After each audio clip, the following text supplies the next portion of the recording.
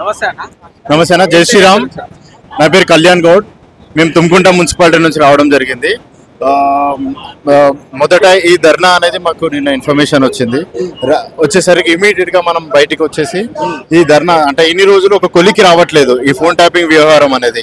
అంటే చెప్తున్నారు ఈ సెక్షన్ల కింద కేసెస్ నమోదయ్యాయని, రాధాకృష్ణరావు, ప్రణీత్ రావు వీళ్ళందరూ అరెస్ట్ చేశామని చెప్పి చెప్తున్నారు.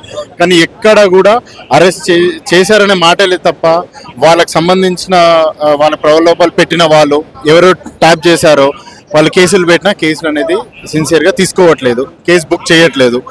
మాది ఒకటే డిమాండ్, ఈ ఫోన్ ట్యాపింగ్ వ్యవహారం ఏ పార్టీ అయినా సరే ఇర్రెస్పెక్టివ్ ఆఫ్ పార్టీస్, అది బీజేపీ అయి ఉండొచ్చు, టీఆర్ఎస్ అయి ఉండొచ్చు, కాంగ్రెస్ అయి ఉండొచ్చు, ఎవరైనా సరే తప్పు చేస్తే తప్పు అని నిలదీసి సిబిఐకి హ్యాండ్ ఓవర్ ఇవ్వాలని చెప్పేసి మా బీజేపీ ధర్నా. ఎందుకంటే స్టేట్ గవర్నమెంట్ అనేది ఒక సర్టెన్ ఎక్స్టెంట్ వరకే అది చేయగలుగుతుంది.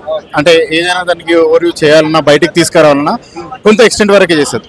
కానీ దానికి తోడుగా ఒక 60% మన సెంట్రల్ గవర్నమెంట్ సపోర్ట్ తీసుకొని చేసుకుంటే ఈ వ్యవహారం అనేది అతి త్వరగా మనకి బయటికి వచ్చిన తర్వాత వీళ్ళందరినీ జైల్లో వేసే బాధ్యత మాత్రం సెంట్రల్ గవర్నమెంట్ పూర్తి బాధ్యత.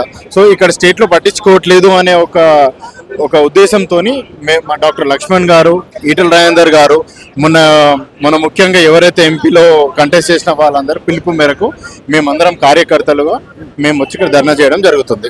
ఈ ఫోన్ ట్యాపింగ్ వ్యవహారంలో మెయిన్ ఫస్ట్ గా వచ్చేసి ఈటల రాజేందర్ గారి అని చెప్పి, అంటే ఈటల రాజేందర్ గారి ఫోన్ కావచ్చు, వాళ్ళ ఇంట్లో వాళ్ళ పనుల ఫోన్లు కూడా ట్యాప్ చేయడం వల్ల నా పరిస్థితి ఇట్లుందని చాలా సందర్భంగా ఈటల రాజేందర్ గారు చెప్పారు. ఈటల రాజేందర్ గారు ఫోన్ ట్యాపింగ్ వ్యవహారం ఏంటంటే ఫోన్ చేశారని చెప్పి, కానీ అది అవినీతి చేసే వాళ్ళకి భయం. ఈటల రాజేందర్ జీరో కరప్టెడ్, ఎక్కడ కూడా ఒక రూపాయి డబ్బు ఇవ్వడు, ఒక డబ్బు తీసుకోడు. అట్లాంటి ప్రలోభాలు ఎవరైనా పెడితే వాళ్ళని పోయి ఎదిరించి వాళ్ళని తీసుకొని జైలు వేయమని చెప్తారు. అట్లాంటి వ్యక్తి మా ఈటల రాజేందర్ గారు. ఈటల రాజేందర్ గారు ఎప్పుడైనా సరే ప్రజల కోసమే ఉంటారు, ప్రజలతోనే ఉంటారు. అందుకని ఒక పార్టీ అనేది బహిష్కరించింది, ఇది టీఆర్ఎస్ పార్టీ. ఎన్నో అవమానాలు చవి చూసిన తర్వాత నరేంద్ర మోడీ గారు తన హద్దుకు తీసుకొని హక్కుగా చేరుకొని ఆయనకి టికెట్ ఇవ్వడం జరిగింది. అక్కడ భారీ మెజారిటీతో గెలిచారు. మరలా ఇప్పుడు ఎంపీగా గెలుస్తున్నారు. ఖచ్చితంగా ఎంపీగా మాత్రం 2 లక్షల పై చెరుగు ఓట్లతోని ఈటల రాజేందర్ గారు వన్ వేగా గెలుస్తున్నారు. అపోజిషన్ అనేది కొంచెం తబడాయిస్తున్నారు, అంటే భయపడుతున్నారు.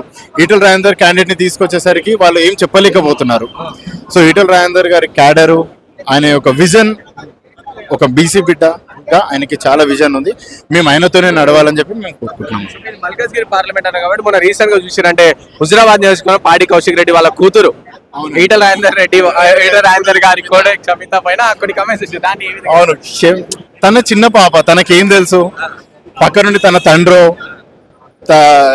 వాళ్ళ తల్లో ఎవరో ఒకరు ప్రలోభాలు పెట్టి నువ్వు ఇలా అనమ్మా అని చెప్తే తను అంటది. ఎందుకంటే తన స్క్రిప్ట్ రైటర్ మాత్రమే, చిన్న పాప, ఆమెకేం తెలుస్తుంది? వినదగ్గర ఎవరు చెప్పినా వినినంతనే వేగపడగా అని చెప్పి తను చెప్తే అదే చెప్తుంది తప్ప మరలా వేరేది చెప్పొద్దు తను. సో మేమనేది ఒకటే అనుకుంటున్నామండి, చిన్న పాప, ఆమెను తన రాజకీయంలో తీసుకురావడం కరెక్ట్ కాదు, తన గురించి మనం మాట్లాడడం కరెక్ట్ కాదు. తన భవిష్యత్తు ఉంది, బాగా చదువుకోవాలి. ఈటల క్షమిత గారిని అంత అనింది అంటే మీరు అర్థం చేసుకోండి. అంటే ఈటల క్షమిత గారు కూడా నెక్స్ట్ రానున్న రాజకీయంలో ఒక స్టార్ క్యాంపెయినర్ అవుతున్నారు. తను కూడా వారసులు, ఈటల గారి వారసులుగా తను డిక్లేర్ అవుతున్నారు అని చెప్పేసి మా యొక్క నమ్మకం. సో చెప్పండి, ఏ విధంగా ఒకవేళ మల్కాజ్గిరిలో ఈటల రాజేందర్ గారు గెలిస్తే ఏ విధంగా ఉండబోతున్నాయి సెలబ్రేషన్? ఏం లేదండి, ఆ రోజు కోర్టుని ఉల్లంఘించొద్దు అని చెప్పేసి ఆ రోజు కోర్టు ఏం లేదు. ఆ తర్వాత అంటే 4వ తారీఖు రాత్రి తర్వాత 5వ తారీఖు రోజు మేము అనేది అంటే మేము తుమ్కుంట మున్సిపాలిటీలో మా యొక్క బీజేపీ నాయకులు, మా ప్రెసిడెంట్ కానీ బాడీ అందరితో పాటు మేమందరం కలిసి ఒక ఈటల రాజేందర్ గారిని కలిసి టపాసులు కాల్చి ఒక హనుమాన్ వాళ్ళు కూడా 5th వెళ్ళేలా మేము ప్లాన్ చేసుకున్నాము. హనుమాన్ మాలలు ఎవరైతే తీసుకున్నారో వాళ్ళందరూ కూడా 5th వెళ్తున్నారు తుమ్కుంట నుంచి. సో వాళ్ళందరి దగ్గరికి వెళ్ళి కూడా ఈటల రాజేందర్తో పాటు ఒక 1 కిలోమీటర్ 2 కిలోమీటర్ వాళ్ళతో పాటు పాదయాత్ర చేద్దామని చెప్పేసి అనుకుంటున్నాం. మరలా ఇంకోటి, ఈటల రాజేందర్ గెలిస్తే మేము అనగా అంటే తుమ్కుంట మున్సిపాలిటీలో కరుణాకర్ గౌడ్, సుభాష్ గౌడ్ కానీ మేము మా టీం అందరం కలిసి మేము అయోధ్య వరకు సైకిల్ యాత్ర చేద్దామని చెప్పేసి మేము సైకిల్ ట్రయల్స్ ఇస్తున్నాము. ప్రస్తుతానికి తుమ్కుంట నుంచి స్టార్ట్ చేసి మన హనుమాన్ గుడి నుంచి అయోధ్య వరకు ఈటల గారి నివాసం నుంచి కంప్లీట్ గా సైకిల్ ర్యాలీ చేస్తారా? సైకిల్ ర్యాలీ మేము ఇప్పటికైతే 12 మెంబర్స్ వచ్చారు, ఇంకా వస్తా అంటున్నారు. కాకపోతే వాళ్ళ హెల్త్ కండిషన్స్ అవన్నీ కూడా మేము చూసుకొని మీరు రావడం బెటర్ అని చెప్పేసి మేము అనుకుంటున్నాం. ఈ విషయం ఈటెల రాజేందర్ గారికి చెప్పారా? దృష్టికి లేదండి, మేము ఆయన గెలుపు కోసం ఇదివరకు మా అన్నయ్య వాళ్ళు కరుణాకర్ గౌడ్ వాళ్ళు ఆల్రెడీ హుజూరాబాద్ గెలవగానే హుజూరాబాద్ నుంచి మన తిరుపతి వరకు పాదయాత్ర చేసిన విషయం మీకు అందరికీ ఐడియా ఉంది. సో ఈసారి కూడా మేము అయోధ్య వరకు వెళ్ళడానికి మేము సిద్ధంగా ఉన్నాము.